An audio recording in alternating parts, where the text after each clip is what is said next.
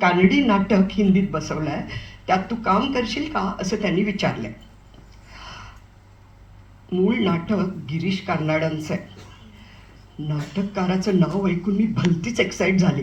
एक तर गिरीश कार्नाड माझ्याप्रमाणे सारस्वत, शिवाय आमच्या दोघांच्या कुटुंबामध्ये जवळीक असल्याने मी लहान असल्यापासून त्याला ओळखत होते.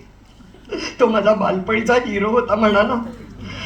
त्याच्या नाटकात काम करायची संधी अशी आपणहून चालत यावी हे मला खरंच वाटेना. आई वडीलही ही बातमी ऐकून खुश झाले. पण सत्यदेव दुबेंबद्दल मात्र मला ओ का ठो माहीत नव्हतं. गमतीची गोष्ट म्हणजे माझ्या आईनेच ती माहिती पुरवली. काळा घोडाजवळ असलेल्या आर्टिस्ट सेंटरमध्ये दुबेंचं उच्चार व आवाजाची फेक या विषयावरचं व्याख्यान ऐकून ती फार प्रभावित झाली होती. दुबे अतिशय सर्जनशील व प्रयोगशील दिग्दर्शक असून त्याच्या हाताखाली काम करायला मिळणं ही चित्रासाठी सुवर्ण संधी आहे असं तिनेच वडिलांना पटवलं आणि मी ययातीत काम करण्यावर दोघांनीही शिक्कामोर्तब केलं. शेवटचा पेपर उरकल्यावर जवळजवळ धावतच मी कॅन्टीनकडे निघाले. परीक्षा संपली की झेवेसच्या कॅन्टीनमध्ये भेट असा निरोप दुबेंनी आशाच्या मार्फत पाठवला होता. एका थोर दिग्दर्शकाला पाहण्यासाठी मी उत्सुक होते, पण त्याचबरोबर त्याच्या थोरवीचं दडपणही मनावर आलं होतं. माझी सख्खी मैत्रीण नैमा मला मानसिक आधार देण्यासाठी सोबत आली. अर्थात तिचा खरा हेतू दुबेंची पारख करण्याचाच असा. कॅन्टीनच्या भल्या मोठ्या लाकडी दरवाजा मागून मी आत डोकावले. बाजूला एका टेबलावर कोका कोला पीत मेट्रोतला सिनेमा पाहावा की रिगलमधला यावर वाद घालत असलेली काही मुलं सोडल्यास कॅन्टीन रिकामं होतं. नाही म्हणायला लांब कोपऱ्यातल्या एका टेबलावर अस्ताव्यस्त केस, चेहऱ्यावर दाढीचे खुंट, अंगावर चुरगळलेला जाळी जाळीचा टी शर्ट अशा अवतारात एक इसम अनेक दिवसांचा उपाशी असल्यासारखा बका बका बीफस्टेक खाताना दिसला. कॅन्टीनमध्ये असलेल्या लोकांपैकी कुणीही थोर नाट्य दिग्दर्शकासारखं दिसत नव्हतं. दुबे खूप बिझी असणार तेव्हा त्यांना उशीर होणं साहजिक आहे असं म्हणत मी नैमा बरोबर कॅन्टीनच्या बाहेर त्यांची वाट पाहत उभी राहिली. काही वेळाने कॅन्टीनमध्ये सामसूम झाली. पटांगणात देखील शांतता पसरली तरी दुबेंचा पत्ताच नाही. मनात शंका कुशंका डोकावू लागल्या. दुबेंना दुसरी अनुभवी अभिनेत्री मिळाल्याने मला भूमिका देण्याचा विचार त्यांनी बदलला तर नसेल. आदल्या वर्षी जरी मी अभिनयाचं पारितोषिक मिळवलं होतं तरी दुबेंना ते माहीत नसेल ना. नैमाने कुरकुर सुरू केली तसा माझा धीर अधिकच खचला. सुदैवाने दुबे देखील झेवियर्सचे विद्यार्थी होते असं आईने म्हटल्याचं मला आठवलं आणि मी आज शेख साहेबांकडे धाव घेतली. ते केवळ कॅन्टीनचे मॅनेजर नव्हते तर विद्यार्थ्यांचे सल्लागार आणि काळजीवाहकही होते. कॅन्टीनमध्ये जेवत असलेल्या त्या माणसासारख्या माजी बिकार विद्यार्थ्यांना ते फुकट खायला घालत. शेख साहेबांकडे दुबेंची चौकशी केल्यावर त्यांनी शांतपणे कोपऱ्यातल्या माणसाकडे बोट दाखवलं आणि मला व नैमाला जबरदस्त धक्का बसला. घरदार नसलेल्या भडंगासारखा दिसणारा हा माणूस दुबे होता. अम्माने ज्याचं थोर दिग्दर्शक म्हणून भरभरून कौतुक केलं तो.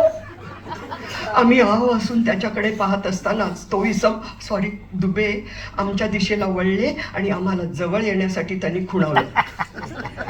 धक्क्यातनं बाहेर पडण्याचा केविलवाणा प्रयत्न करत आम्ही दोघी त्यांच्यापाशी पोचलो. त्यांनी पुन्हा खुणेनेच दर्शवल्यावर खुर्च्या ओढून टेबलाभोवती कशाबशा बसलो.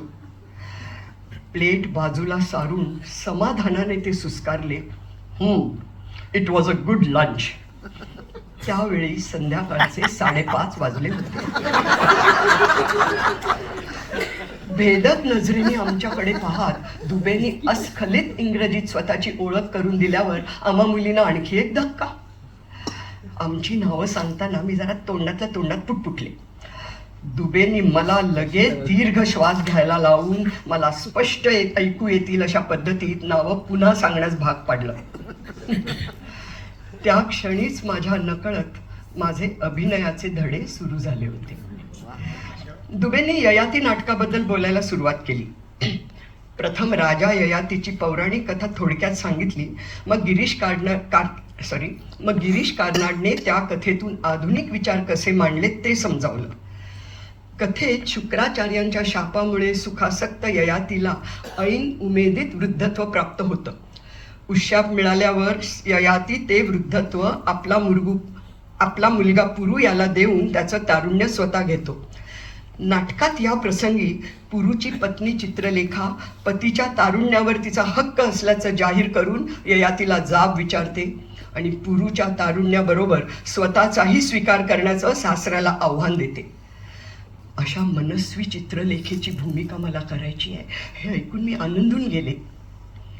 शिवाय माझं पाळण्यातलं नाव चित्रलेखा असावं हाही देखील एक छान योगायोग होता. ययातीबद्दल सांगता सांगता दुबे एकूण नाट्यकलेविषयी बोलायला लागले. अभिनय म्हणजे काय, नाटकात वाचा किती महत्वाची हे सांगायला लागले. हातवारे करत अतिशय उत्कटतेने ते बोलत होते आणि मी त्यातल्या कित्येक गोष्टी कळत नसतानाही मंत्रमुग्ध होऊन त्यांच्या शब्दांची जादू अनुभवत होते. आणि हळूहळू अभिनय हा नुसता छंद न राहता नकळत माझ्या अस्तित्वाचा महत्त्वपूर्ण भाग बनत गेला. दुबे 7 वाजले, कॅन्टीन बंद करायचं आहे असा शेख साहेबांचा आवाज कानावर पडला तेव्हा कुठे मी भानावर आले. दुसऱ्या दिवशी सकाळी 10 वाजता मला तालमीला नेण्यासाठी दुबे गावदेवीला आमच्या घरी आले.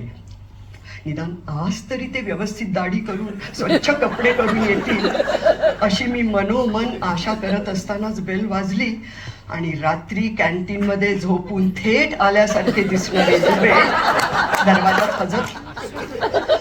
कसं बसं हसून मी त्यांचं स्वागत करणार एवढ्यात माझ्या पलीकडे उभ्या असलेल्या अम्माकडे पाहत हॅलो मिसेस मुर्डेश्वर असं उबदार आवाजात म्हणून त्यांनी एक आजन्म चाहती मिळवली. दुबेंच्या अवताराकडे माझ्या अम्माचं लक्षही गेलं नाही. मला ययातीत भूमिका देण्यापूर्वीच दुबेंनी ते नाटक बसवलं होतं. त्याचे जे थोडे प्रयोग आधी झाले त्यात चित्रलेखाचं काम आशा करत असे. काही कारणास्तव तिला पुढचे प्रयोग शक्य नसल्याने दुबे मला त्या भूमिकेसाठी तयार करणार होते. ते प्रथम माझ्या एकटीच्या तालमी आठवडाभर घेतील व माझे प्रवेश बसले की मग सर्व कलाकारांबरोबर संपूर्ण नाटकाची तालीम होईल असं वेळापत्रक आम्हाला सांगून दुबे लगेच म्हणाले, तालीम तिची एकटीची आहे म्हणून तुम्ही काळजी करू नका. शी इज सेफ विथ मी. शिवाय आमची तालीम फक्त सकाळीच असेल. दुबेंचा तो अतिगंभीर आश्वासक सूर ऐकल्यावर फुटलेलं हसू दाबत अम्माने मान हलवली आणि मी आणि दुबे एकदाचे घरून निघालो. दुबेबरोबर तालीम करण्यासाठी मी अतिशय उत्सुक असले तरी त्यांच्या एकूण अवतारामुळे त्यांच्यासोबत गावदेवीतल्या रस्त्यावरून जायला मी मुळीच उत्सुक नव्हते. पण तालमीची जागा लांब नाही, आपण चालत जाऊ असं त्यांनी म्हटल्यावर नको नको टॅक्सीने जाऊ म्हणण्याचा मला धीर झाला नाही. शेवटी ओळखीचं कोणी भेटू नये अशी मनातल्या मनात प्रार्थना करत मी दुबेंबरोबर चालायला लागले. चालता चालता ययातीमध्ये इतर भूमिका कोण कोण करते हे दुबे सांगायला लागले. बोलताना ते चिकार हातवारे करत हात वर गेला की त्यांचा तोकडा जाळीचा टी शर्टही वर जाईल आणि उघडं पोट दिसे.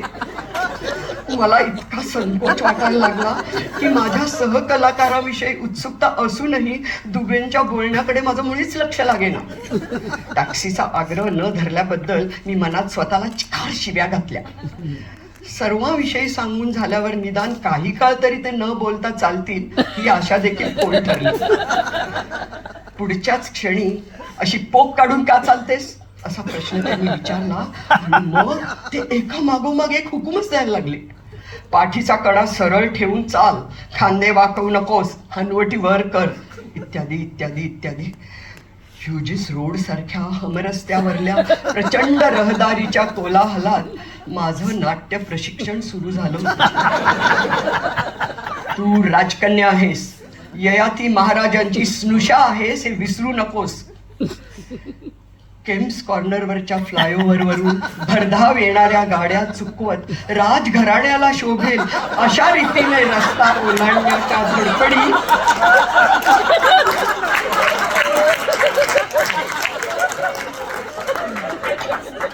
राजघराण्याला शोभेल अशा रस्ता ओलांडायच्या धडपडीत माझा दुबेंबद्दलचा संकोच कधी विरून गेला हे मला कळलंही नाही.